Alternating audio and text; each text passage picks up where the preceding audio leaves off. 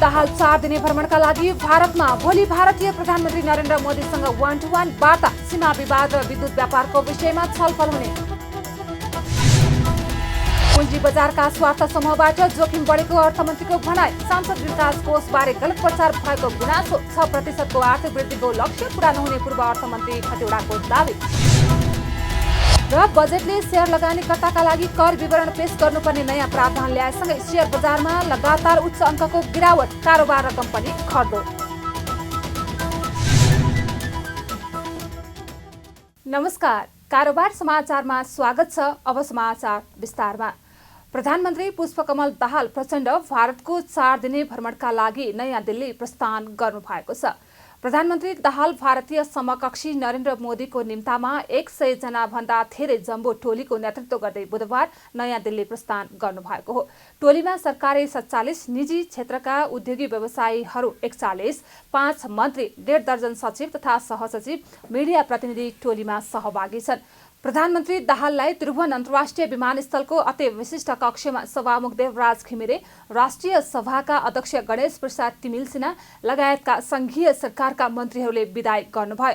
प्रधानमन्त्री दाहालको विदाईका लागि संवैधानिक निकायका प्रमुख, सुरक्षा निकायका प्रमुख, नेपाल स्थित कूटनैतिक नियोगका प्रमुख पनि विमानस्थलमा पुगेका थिए। प्रधानमन्त्रीको विदाईमा नेपाली सेनाको टुकडीले सम्मान गारत अर्पण गरेको थियो।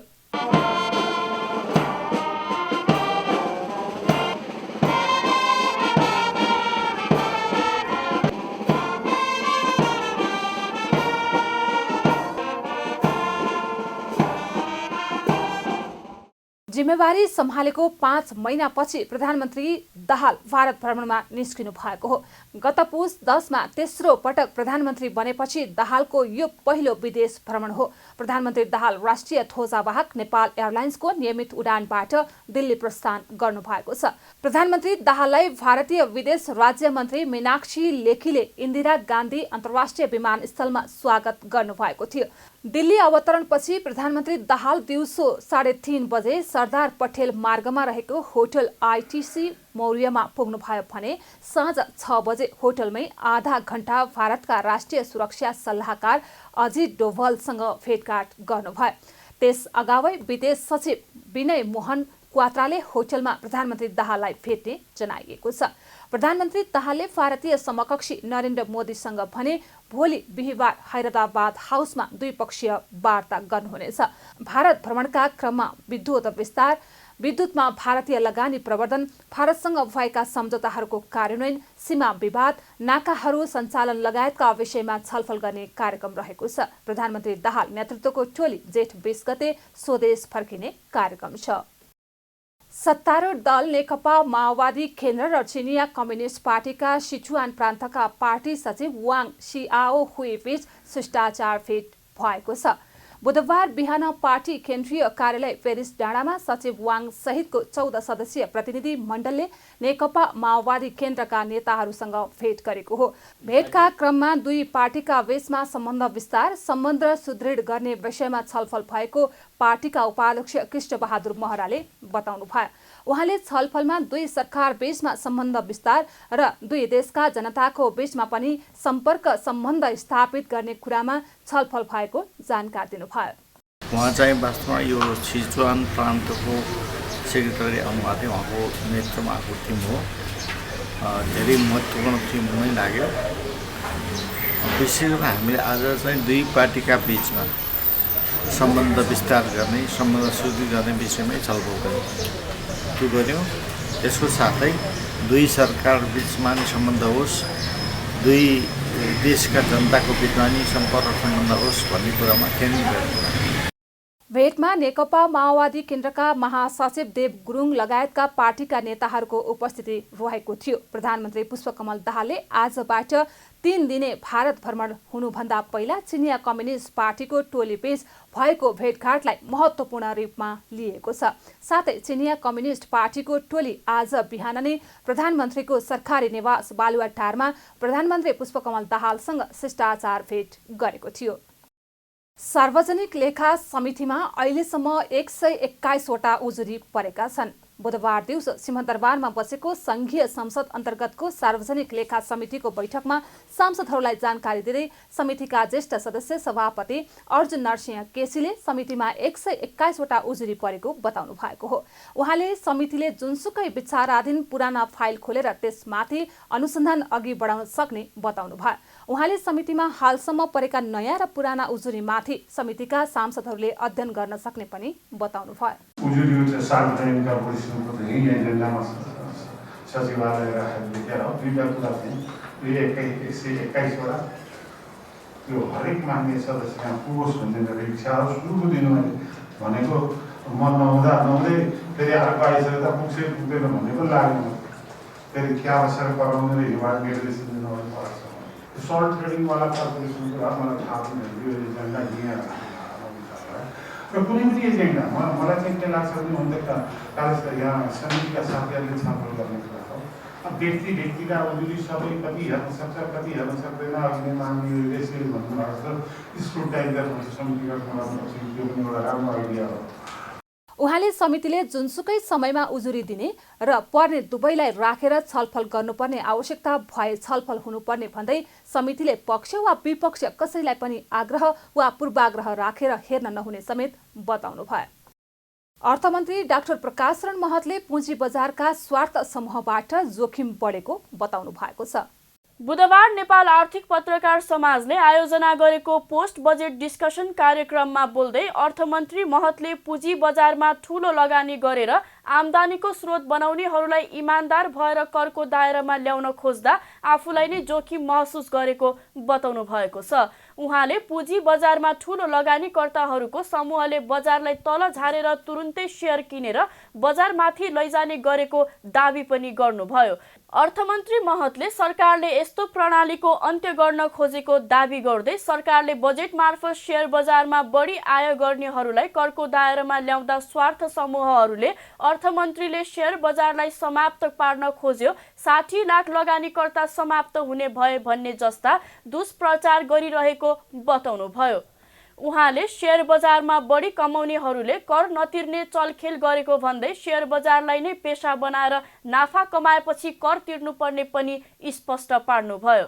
अर्थमन्त्री महतले सरकारले पुँजी बजारमा कुनै स्वार्थ नराखेको भन्दै बजारलाई व्यवसाय बनाएकाले कर तिर्नुपर्छ भन्ने प्रणालीको विकास गर्न खोजिएको समेत स्पष्ट पार्नु भएको छ। उहाँले पुँजी बजारका विषयमा अनावश्यक हल्ला फैलाउन उचित नभएको पनि बताउनु भयो। यस्तै उहाँले बजेटले साना लगानीकर्तालाई संरक्षण गरेको भन्दै साना लगानीकर्ताहरूले नबुझ्दा बजारमा चलखेल गर्नेले अन्यल सिर्जना गरेको दाबी गर्नुभयो। उहाँले अहिले पुँजी बजारमा सानो लगानी गरेर 5 देखि 6 लाख कमाउनेहरूले राज्यलाई कर तिरेको तर धेरै आम्दानी गर्नेहरूले करको दायरामा नआएको पनि बताउनु भयो। अर्थमन्त्री महतले राजनीतिक पहुँच भएकाहरूको सधैँ राज्यले कुरा सुनिदिनु पर्ने तर सामान्य जनताको कुरा सरकारले नसुन्नु पर्ने हो भन्दै प्रश्न समेत गर्नुभयो। जसले चाहिँ इन्कम नियमित व्यवसाय गर्छ, नियमित व्यवसाय यहाँ के भनिरहेको छ भने 50-60 लाख सारा चाहिँ अब लगानीकर्ता खत्तम भए भनेर कसले चाहिँ प्रचार गरिरहेछ, जो चाहिँ साँच्चीकै त्यसैलाई नै व्यवसाय बनाइरहेछ। अब अरू चाहिँ लगानीकर्ताको नाउँमा जसलाई चाहिँ त्यो चाहिँ इन्कम ट्याक्स लाग्दैन, नियमित व्यवसाय गर्ने जसले आम्दानीको स्रोत नै त्यसलाई बनाएको छ। अब यहाँ चाहिँ के छ भने जो चाहिँ अब सानो एउटा जागिर खान्छ 5-6 लाख वर्षमा कमाउँछ उसले चाहिँ ट्याक्स तिर्नुपर्ने, जसले चाहिँ करोडौँ कमाउँछ उसले चाहिँ ट्याक्सै तिर्नु नपर्ने, त्यो त हुने होइन होला। त्यसकारण यो सिस्टममा बिस्तारै ल्याउनुपर्छ। होइन भने त के हुन्छ भने जनरल पब्लिक जसले सङ्गठित रूपमा राजनैतिक तहमा पनि प्रभाव छोडेर अनेकौँ कुराहरू चाहिँ प्रस्ताव ल्याएर गर्नेहरूको कुरा चाहिँ सधैँ प्रिभेल हुने, आम नागरिकको कुरा चाहिँ प्रिभेल कहिले पनि नहुने, त्यो हुनसक्छ। अर्थमन्त्री महतले मिडियाले बजेटका राम्रा कार्यक्रम ढाकेर सांसद विकास कोषको प्रचार गरेको गुनासो पनि गर्नुभयो। उहाँले सरकारले अर्थतन्त्र सुधार गर्न ल्याएका अन्य धेरै व्यवस्थालाई ओझेलमा पर्ने गरी सांसद विकास कोषलाई हाइलाइट गरिएको बताउनुभयो। उहाँले आर्थिक वर्ष 2080-81 को बजेटले आमूल परिवर्तन गर्न नसके पनि आर्थिक अवस्था सुधार गर्ने बताउनुभयो। सांसद विकास कोषको बजेट सांसदले सिधै खर्च गर्न नसक्ने भन्दै यसमा सांसदको भूमिका सिफारिस गर्ने मात्रै हुने पनि स्पष्ट पार्नुभयो। अब चाहिँ यो जहाँसम्म यो संसद कोषको चाहिँ कुरा चाहिँ पटक पटक चाहिँ चर्चामा आइरहेको छ। कतिपय अवस्थामा जुन रिफर्म मेजर्स यो बजेटले चाहिँ एनाउन्स गरिरहेको छ त्यसलाई पनि स्याडो छायामा पार्ने गरेर यो विषय चाहिँ हाइलाइट भएको छ। त्यो चाहिँ अलिकति चाहिँ चाहिने भन्दा ज्यादै भएको चाहिँ मैले महसुस गरिरहेको छु। पहिलो कुरा अहिले मैले स्पष्ट के भनेको छु भने 5 करोड जुन 165 निर्वाचन क्षेत्रमा 5-5 करोडले हामी दिँदैछौँ त्यो पुँजीगत खर्च नै हो र पुँजीगत खर्च हो र त्यो चाहिँ संसदले आफू खुसी बाँड्ने स्कोप छैन र संसद मार्फत खर्च हुने बित्तिकै त्यो दुरुपयोग नै हुन्छ भन्ने मान्यता पनि पनि म चाहिँ सहमत छैन। तथापि यो संसदले आफैले चाहिँ खर्च गर्दैनन्, उहाँहरूले सिफारिस गर्ने मात्रै हो। अर्थमन्त्री महतले सरकारले 165 निर्वाचन क्षेत्रमा दिने 5 करोड रुपैयाँ पनि पुँजीगत खर्च नै भएको बताउनुभयो। पूर्व अर्थमन्त्री डाक्टर युवराज खतिवड़ाले सरकारले बजेट मार्फत आगामी आर्थिक वर्षमा लिएको 6% को आर्थिक वृद्धिको लक्ष्य पूरा हुन नसक्ने दावी गर्नुभएको छ। बुधबार नेपाल आर्थिक पत्रकार समाजले आयोजना गरेको पोस्ट बजेट डिस्कसन कार्यक्रममा बोल्दै पूर्व अर्थमन्त्री डाक्टर खतिवड़ाले बजेटमा सरकारले लिएको 6% को आर्थिक वृद्धिको लक्ष्य आन्तरिक स्रोतको कारण पुग्न नसक्ने बताउनु भएको छ। उहाँले सरकारको आन्तरिक स्रोत नै कमजोर रहेको बताउनुभयो। उहाँले 15 योजनाको अन्तिम भएकाले सरकारले 6% आर्थिक वृद्धिको लक्ष्य वैदेशिक लगानीमा सरकारले बोलेको अनुसार लगानी आइपुग्ने सम्भावना नरहेको पनि बताउनुभयो। उहाँले ब्याङ्किङ क्षेत्रको निक्षेप र सरकारको बचतले समेत नपुग्ने भएकोले 6% आर्थिक वृद्धि हुन नसक्ने बताउनुभयो। उहाँले नेपालको जीडीपीको 6% मात्रै बचत रहेको भन्दै नेपालमा बचत प्रणाली कमजोर रहेको पनि बताउनुभयो। उहाँले सरकारले साधारण खर्च कटौतीको सुरुवात गर्नु भने राम्रो भएको बताउनुभयो। उहाँले अर्थमन्त्रीले खर्च कटौती तलबबाट नभएर राष्ट्रपति कार्यालयबाट सुरुवात गर्न आवश्यक रहेको पनि बताउनुभयो। त्यो एफडीआईमा बोलेको कुरा अनुसार एफडीआई आउने भयो र हाम्रो ब्युरोक्रेसीले काम गर्यो भने चाहिँ अलिकति क्यापिटल इन्जेक्ट हुन्छ र त्यसको आधारबाट अलिकति 6% को आर्थिक वृद्धिलाई स्रोत पुग्ला, होइन भने डोमेस्टिक रिसोर्सले पुग्दैन, ब्याङ्किङ क्षेत्रको क्रेडिटले पनि पुग्दैन र गभर्मेन्टको सेभिङले पनि पुग्दैन। किनभने यसै पनि हाम्रो सेभिङ जम्मा 6% छ जीडीपीको, लोवेस्ट 2-3 वर्ष यता लोवेस्ट छ हाम्रो सेभिङ। त्यो लोवेस्ट सेभिङ भनेको ओभर कन्जम्सन हो। केही कुराहरू नगर्नु भएको भए राम्रो हुन्थ्यो, होइन, सक्नु भएन, त्यो उहाँलाई नि थाहा छ, मलाई पनि थाहा छ। केही कुराहरू अझ बढी कठोर हुनुभएको भए अझ राम्रो हुन्थ्यो। जस्तो अघि कहाँ बजेट घट्यो कहाँ घटेन भन्दाखेरि प्रशासनिक खर्चहरूमा हेर्ने हो भने मितव्ययिताले 8-10 अर्बको तलमाथि होला, तर के हो भने एउटै मन्त्रालयमा 10-8 अर्बको बजेट बढाइदिएपछि त त्यो पनि सुरक्षा रक्षासँग सम्बन्धित प्रशासनसँग सम्बन्धित मन्त्रालयहरूमा बढाइदिएपछि त त्यसको असर त हामीले विकासमा या पुँजीगत खर्चमा त भेट्नै सक्दैनौँ। अनि यदि साँच्चै नै हामीले अस्टेरिटी मेजर ल्याउने हो भने त टाउकोबाट सुरु गर्नुपर्छ क्या। कुनै बेला पञ्चायत कालमा के हुन्थ्यो भने बजेट काट्दा राजदरबारको बजेट पहिले काटेर सुरु गरिन्थ्यो पञ्चायत कालमा। त्यसो हुँदा अहिले पनि राष्ट्रपतिको कार्यालयबाट सुरु गर्नुपर्छ क्या अर्थमन्त्रीज्यू। अब तल काटेर के अर्थ हुँदैन। पूर्व अर्थमन्त्री खतिवड़ाले सामान्य मन्त्रालयहरूको ओभरटाइम प्रोत्साहन भत्ता कटौतीमा 10 अर्बको फरक परे पनि समग्र अर्थतन्त्रमा प्रभाव नपर्ने पनि बताउनुभयो। उहाँले सरकारले सुरक्षा रक्षासँग सम्बन्धित एउटै मन्त्रालयमा 10 अर्बको बजेट बढाएपछि त्यसको असर विकास पुँजीगत खर्चमा भेट्न नसकिने बताउनुभयो। उहाँले विगत लामो समयदेखिको अर्थमन्त्रीहरू संसदीय प्रणालीमा अर्थतन्त्रका पोलिसी ट्र्यापमा पर्ने गरेको बताउनुभयो। यस्तै पुँजीगत भन्दा ऋणको सावा ब्याज भुक्तानीका लागि धेरै बजेट विनियोजन गर्नुपर्ने, राजस्व भन्दा चालु खर्चको आकार धेरै बनाउनु पर्ने भएकाले ट्र्यापमा पर्ने समस्या रहेको बताउनुभयो। उहाँले आगामी वर्षको बजेट बनाउँदा अर्थमन्त्रीलाई चालु आर्थिक वर्षको बजेट अस्वाभाविक र अवास्तविक समग्र हिसाबले भन्दा बजेट भन्न लायक नभएको बजेट अझ बढी ट्र्यापमा पारेको बताउनुभयो। पहिलो कुरो बजेटरी पोलिसी चालु वर्षको बजेट अस्वाभाविक अवास्तविक र चाहिँ सबै हिसाबले भन्ने हो भने त्यो बजेट भन्न लायकको बजेट थिएन भनेर त तपाईँहरू हामी सबैले भनेकै हो। त्यसको आधारबाट अनि उहाँले अर्को वर्षको बजेट प्रदर्शन गर्दाखेरि फाउन्डेसनै गलत भएपछि उहाँले जति कोसिस गर्दाखेरि पनि त्यो हुँदैन। मानिलिउँ अब बजेटले राजस्व सम्बन्धी नीतिहरू लियो, त्यो नीतिहरूलाई उहाँले जति करेक्सन गर्न खोज्दा पनि फ्यालेसी त बाँकी नै रहेका छन्। राजस्व उठ्नेवाला छैन। अहिले संशोधित अनुमान जति बनिएको छ त्यति उठ्दैन। त्यो मन्त्रीज्यूलाई भित्र पनि थाहा छ, मलाई पनि थाहा छ, त्यो उठ्दैन। त्यो नउठेपछि अर्को वर्षको राजस्वको बेसै कमजोर हुन्छ, अर्को वर्षको राजस्व उठ्दैन। त्यसकारणले समस्या हुन्छ। यसरी हामीले कहिलेकाहीँ फिस्कल पोलिसीमा नचाहिने किसिमले एक्सपान्सनरी फिस्कल पोलिसीमा जान खोज्दाखेरि आएको एउटा पोलिसी ट्र्यापमा परेको कुरा हो। यस्तै पूर्व अर्थमन्त्री डाक्टर खतिवडाले करका दरलाई लिएर पदको बाजी नराख्न अर्थमन्त्री डाक्टर प्रकाश शरण महतलाई सुझाव पनि दिनुभयो।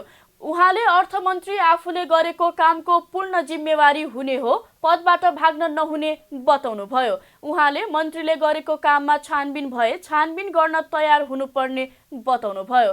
उहाँले करका दर हरेक आर्थिक अध्यादेशमा हेरफेर हुँदा सधैँ शङ्का पैदा हुने हो भने आर्थिक ऐन नल्याए पनि हुने बताउनुभयो। उहाँले प्रणालीकै आवश्यकताका आधारमा करका दर फेरिएको हुन सक्ने भन्दै आफू त्यसमा विश्वस्त रहेको समेत बताउनुभयो। पदको चाहिँ त्यसरी बाजी नहालिहाल्नुपर्छ कि अर्थमन्त्री तपाईँ जस्तो मान्छे अलिक समय चाहिन्छ क्या हामीलाई, त्यो बाजी चाहिँ राखी नहाल्नुहोस्। तर के हो भने मैले पनि संसदमा के भनेको थिएँ भने त्यो विद्युतीय सवारी साधनको प्रसङ्गमा कुरा उठाएको थियो। म संसदीय समितिले छानबिन गरोस् भनेर भनेको थिएँ। भोलि उहाँलाई पनि यही प्रश्न संसदमा उठ्छ। त्यसो उठ्दाखेरि उहाँले त्यो छानबिनको लागि तयार हुनुपर्छ र टेस्टेड हुनुपर्छ। एउटा कुरो, एउटा सिद्धान्तमा अडेर करका दरहरू तलमाथि गर्दाखेरि चाहिँ के हुन्छ भने एउटा सिद्धान्त त टेक्न पाइयो नि, तर मुख्य कुरो के हो भने करका दर तलमाथि गर्नै पाइँदैन र गर्ने बित्तिकै त्यहाँ बदनियतपूर्ण छ भन्यो भने त आर्थिक ऐन त ल्याउनै परेन साल बसाली। अनि हाम्रो आयकर ऐन छ, अन्तःशुल्क ऐन छ, मूल्यवृद्धि ऐन छ, त्यो गर्नुपर्छ।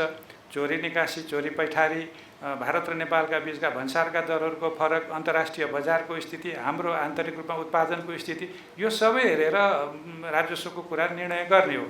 उहाँले अर्थमन्त्री मात्र इमान्दार भएर नहुने भन्दै कर्मचारी तन्त्र पनि इमान्दार हुन आवश्यक रहेको समेत बताउनु भएको छ।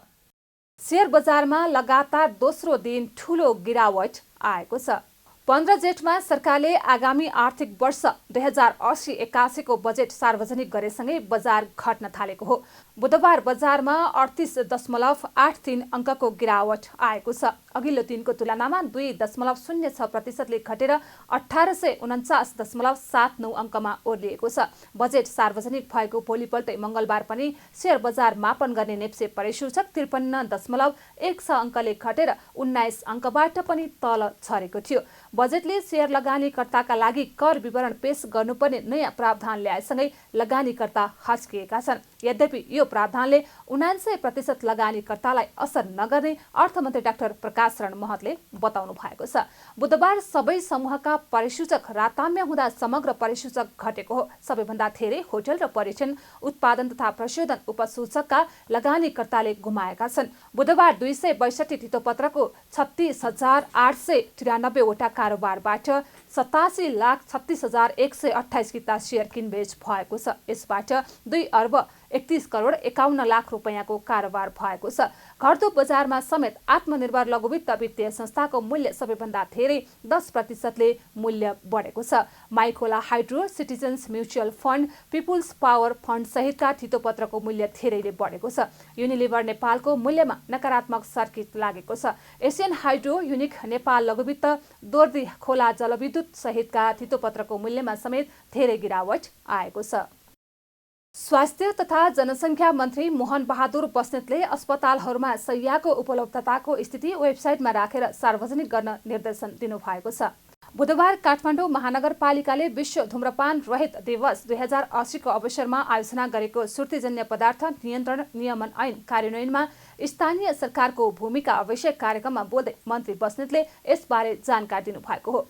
उहाँले अस्पतालहरूमा आइसियु, इमर्जेन्सी वा सिसियु बेडहरू के कति छन् र के कति खाली छन् भन्ने कुराको जानकारी वेबसाइट मार्फत सार्वजनिक गर्न निर्देशन दिएको उल्लेख गर्नुभयो। उहाँले सो काम सुरु भइसकेको भन्दै अब त्यस प्रकारको समस्या नहुने बताउनु भएको छ। त्यस्तै ओपिडी टिकट अनलाइन मार्फत पनि लिन सकिने भन्दै वीर अस्पतालले चाँडै नै आफ्नो सेवा वृद्धि गर्ने पनि जानकारी गराउनु भयो। कुन अस्पतालमा आइसियु बेड छ वा इमर्जेन्सी बेड छ वा सिसियु बेड छ वा खाली छ वा छैन, छ भने कति छ, बिरामीहरूलाई भ्रम हुन थाल्यो। ठुला मान्छेले फोन गरेपछि बेड पाइन्छ भने मानसिकता हुन थाल्यो, गरिबहरूले जाँदाखेरि नपाउने भन्ने हुन थाल्यो। त्यसैले मैले देशभरिका अस्पतालहरूमा के छ अवस्था त्यो वेबसाइटमा राखेर सबैलाई क्लियर गर्नु भएर मैले निर्देशन दिएको छु। त्यो काम सुरु भइरहेको छ। अब त्यो समस्या हुँदैन। टिकटिङको बाद ओपिडी टिकटका बारेमा फिजिकल्ली पनि उपस्थित भएर अनलाइनको प्र्याक्टिस नभएका हाम्रा चाहिँ आदरणीय दाजुभाइ दिदीबहिनीहरू जसलाई त्यो ज्ञान छैन उहाँहरू आफै पनि जानुहुन्छ। तर भनेर वा जानेर अनलाइन टिकट बुक गरेर समय बर्बाद नगर्ने र हुल नबढाउने जुन एउटा चाहिँ त्यो प्रक्रिया पनि अगाडि बढाउनु थियो, त्यो कुरा नि मैले भनिसकेको छु। प्रक्रिया सुरु हुन थालेको छ। अनलाइन र फिजिकल्ली दुईटै किसिमले चाहिँ त्यो हामी त्यो टिकट पाउन सक्छौँ। अहिले स्वास्थ्य मन्त्री बस्नेतले संसारभरमा सुर्तीजन्य पदार्थमा सबभन्दा कम कर लिने मुलुक नेपाल भएको भन्दै सुर्तीजन्य पदार्थमा कर बढाउनु पर्ने पनि बताउनु भयो। उहाँले सुर्तीजन्य पदार्थमा कम्तीमा 20% कर थपिए सो करबाट उठ्ने राजस्व गरिब बिरामीहरूको उपचारमा प्रयोग गरिनुपर्ने बताउनु भयो। उहाँले गुलियो पेय पदार्थ र जङ्क फुडबाट पनि नागरिकलाई टाढा राख्नुपर्नेमा जोड दिनुभयो। संसदीय समितिले पशुपतिनाथ मन्दिरको जलहरी निर्माणको सम्बन्धमा सत्य तथ्य पत्ता लगाउन पहल गर्नुपर्ने निष्कर्ष निकालेको छ। राष्ट्रिय सभा अन्तर्गतको राष्ट्रिय सरोकार तथा समन्वय समितिले बुधबार राष्ट्रिय गौरवका आयोजना स्थलगत अध्ययन अनुगमन प्रतिवेदन सार्वजनिक गर्दै पशुपतिनाथ मन्दिरको जलहरी निर्माणको सम्बन्धमा सत्य तथ्य पहिचान गर्नका लागि पहल गर्नुपर्ने निष्कर्ष निकालेको हो। समितिले महालेखा परीक्षकको 59औं प्रतिवेदनमा जलहरी बनाएर बाँकी रहेको सुनको 10 किलो 976 ग्रामको रिङ बनाई जलहरीमा लगाएको उल्लेख गरिए पनि बाँकी रहेको सुनको सम्पूर्ण परिमाण रिङ बनाउने काममा प्रयोग भएको पुष्टि हुने विवरण पेश नभएको भन्दै यस सम्बन्धमा महालेखा परीक्षकका पदाधिकारी र सरकारसँग छलफल गरी सत्य तथ्य पहिचानको लागि पहल गर्नुपर्ने बताएको छ।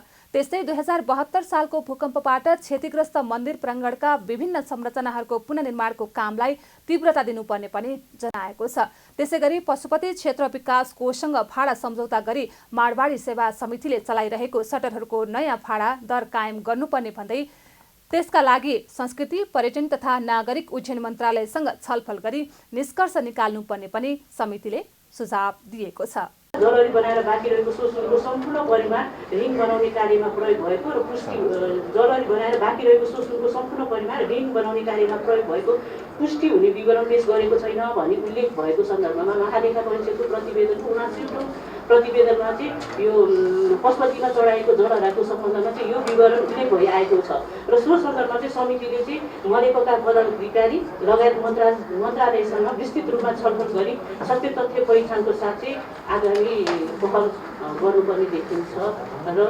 2072 सालको महाभूकम्पमा क्षतिग्रस्त भएका पशुपतिनाथ मन्दिरको प्राङ्गण वरिपरिका सत्तर मन्दिर पार्टी शिवालय आश्रम धर्मशालामध्ये केही संरचनाको पुनर्निर्माण गर्न बाँकी देखिएको ती बाँकी संरचनाको पुनर्निर्माण कार्यमा चाहिँ पशुपति क्षेत्र विकासले तीव्रता दिनुपर्ने देखिन्छ र मिति 60/2/12 पशुपति क्षेत्र विकास कोष र मानव सेवा समिति बीच गौशाला धर्मशाला सञ्चालन सम्बन्धमा सम्झौता भएको उक्त सम्झौतामा उल्लेखित शर्त विपरीत मारवाडी सेवा समितिबाट भएको कार्य विरुद्ध अख्तियार दुरुपयोग अनुसन्धान आयोगमा उजुरी गर्दा छानबिन गरी अदुवाले चाहिँ अख्तियार दुरुपयोग अनुसन्धान आयोगले चाहिँ विशेष अदालतमा मुद्दा दायर गरेकोमा विशेष अदालतले चाहिँ सम्झौता अवधि उल्लेख गरी गौशाला सञ्चालनमा भएको भवनमा 19 वटा सटरहरूको आम्दानीलाई मध्यनजर राखी भूमिपछिको सहमतिमा नयाँ भाडा तय गर्ने भनी गरेको फैसला उप सर्वोच्च अदालतबाट पनि समर्थन भएको सन्दर्भमा उक्त फैसलाको कार्यान्वयनको लागि मन्त्रालयले चाहिँ सहजकर्ताको भूमिका निर्वाह गर्न आवश्यक देखिएकोले सो सम्बन्धमा संस्कृति पर्यटन तथा नागरिक उड्डयन मन्त्रालयसँग छलफल गरी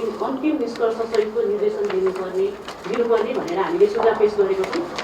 समितिले 2079 चैत्र 26 गते पशुपति क्षेत्रको स्थलगत अनुगमन गरेको थियो। सो अनुगमनको क्रममा देखिएका समस्याहरूको समाधान गर्न समितिले विभिन्न सुझावहरू दिएको हो।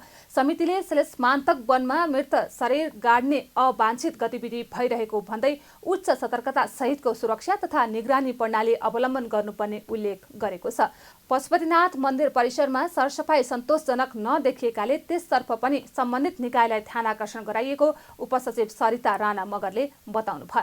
पशुपतिनाथ मन्दिर परिसरभित्रका अन्य मन्दिरहरूको सुरक्षाका लागि व्यवस्थित सुरक्षा प्रणाली अपनाउनु पर्ने पनि उहाँले बताउनुभयो।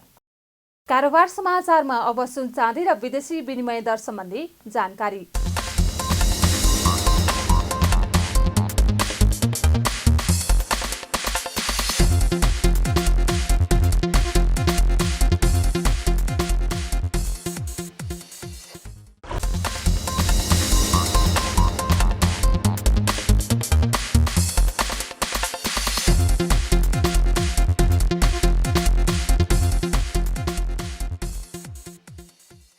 विदा हुनु अघि अहिलेसम्मका प्रमुख समाचार फेरि एकपटक। प्रधानमन्त्री दाहाल 4 दिने भ्रमणका लागि भारतमा। भोलि भारतीय प्रधानमन्त्री नरेन्द्र मोदीसँग 1-to-1 वार्ता। सीमा विवाद र विद्युत व्यापारको विषयमा छलफल हुने। पुँजी बजारका स्वार्थ समूहबाट जोखिम बढेको अर्थमन्त्रीको भनाई। सांसद विकास कोषबारे गलत प्रचार भएको गुनासो। 6% आर्थिक वृद्धिको लक्ष्य पूरा नहुने पूर्व अर्थमन्त्री खतिवड़ाको दावी। र बजेटले शेयर लगानीकर्ताका लागि कर विवरण पेश गर्नुपर्ने नयाँ प्रावधान ल्याएसँगै शेयर बजारमा लगातार उच्च अङ्कको गिरावट। कारोबार रकम पनि खर्दो। कारोबार समाचार सकियो। हामीलाई बिदा दिनुहोस्। नमस्ते।